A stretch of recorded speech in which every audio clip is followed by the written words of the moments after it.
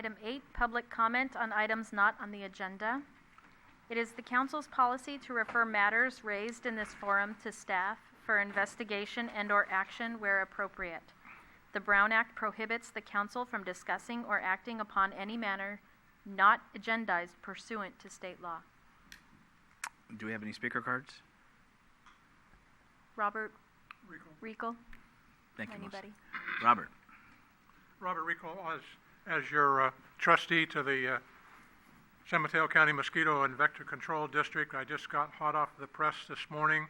San Mateo County Mosquito and Vector Control District will be conducting their yearly treatments for mosquito larvae by helicopter, excuse me, at Mills Field on the four dates on the flyer here. The first will be July 3rd, so it's coming relatively quickly.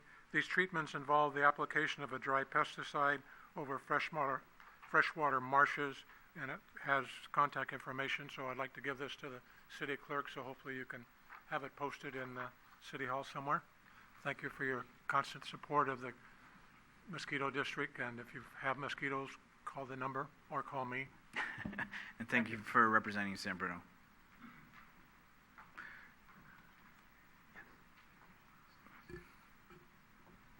Stephen Seymour?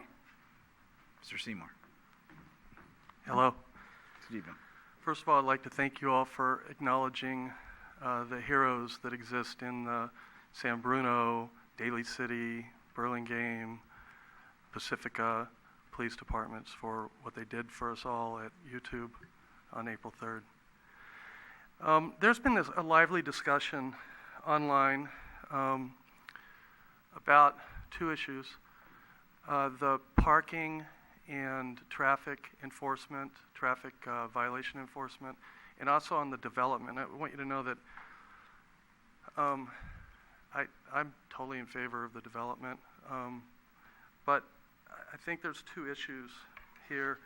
Many in San Bruno want better traffic and parking enforcement, and also want all new development to fully support 100% of the parking requirements for the residents and the businesses in those buildings.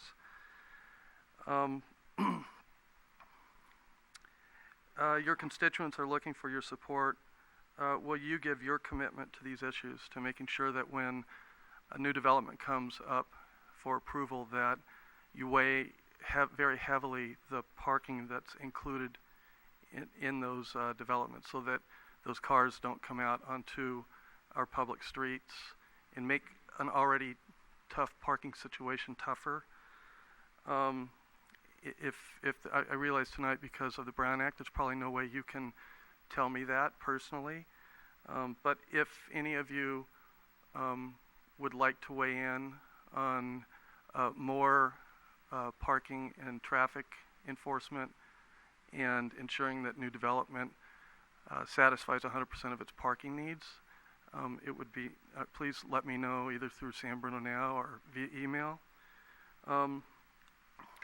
If you feel you cannot do this tonight, again, if you could let me know by July 1st, we intend to start a petition to drive to achieve these goals. I would like for the people to know who supports these issues. We would love to have your support for both greater enforcement of parking and traffic violations and your approval for new development to support 100% of the parking requirements so that existing neighborhoods are not impacted. So many people are concerned that their streets will be the parking lots for these new developments coming into San Bruno. Many are also concerned about the unsafe conditions created by an increase in traffic and parking violations. We hope you support us with your public commitment in making our neighborhood safer and ensuring your approval of new development is contingent upon having enough parking to support its residents and business needs. Once we finish collecting the signatures, we'll submit them for your review. Thank you very much.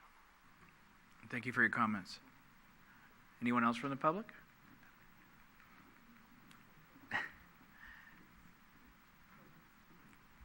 Sandra Perez Vargas. Hello. Good evening, Sandra. Hi. I wanted to talk about a few things, and one of them is parking. Where I live, the Salvation Army is stationed, and they have They have 2 large parking lots that at night aren't being used. And I know that they've been open to the idea of permit parking on their lots, and I'm hoping somebody in the city will address them about that, because that will alleviate a lot of the problems on our block. And another thing I'm asking for is more patrolling of our streets. I'm sure you get a lot of calls in the police department from the same areas about the same issues. It would be great if they took the initiative to wrap back around the streets, see who's parked, blocking driveways, on sidewalks, parked in the red zones, and possibly look at increasing those fees. And even on cleaning day, I think we charge $38 for people who don't move their cars. I think that's what it was 24 years ago when I moved in. So I think we need to move up with the time, because I think it would be an incentive for people to possibly behave better. And another area I think we can have a lot of improvement is SB response. I think that's been around for about 11 months, and I've checked back, and there are some things that haven't been worked on at all in those 11 months, and many cases that are completely closed out. I am suggesting that when a case is closed out, a photo has to be taken and attached to that case. So if they're saying a broken down car has been moved, we have a picture of it verifying it. Or if it's the issue has been recommended to be looked at by another department, that they get back and they don't close out the case until it's actually moved, not like we referred it to this department, we referred it to that department, because I just think we're spinning our wheels in that area. And another thing, with the budget, unfortunately, I couldn't go to the meeting last night. I worked for Federal Express for 23 years, and in those 23 years, anytime we had a meeting, it was to get something done. It wasn't to like roll it over to next month or let's talk about it. It was to get something done. And when the economy went really bad, we had to cut costs. And management took, I believe it was a 15 or 20% cut. All management. None of the frontline employees were affected by that. And that went on for years because they were very serious. Any supplies that were ordered went through the managing director. I mean, everything was rationed. I just don't see that. I'm not privy to everything you guys do, but I don't see that type of effort being made, because I've been hearing about increasing taxes. Well, I'll tell you what, I don't think a lot of people will vote to increase taxes, because we're thinking our money is already being mismanaged. And if we want to raise revenue, we can talk about dispensaries. We can talk about marijuana for once. Get dispensaries in here, get some more revenue. I mean, we definitely need it. Thank you. Thank you for your comments. Next speaker, please. Tim O'Brien. Good evening. Tim. I'm here to talk about code enforcement. Raina and I, my wife, want to publicly thank code enforcement. We've been interacting with Tino, and there's a new personnel.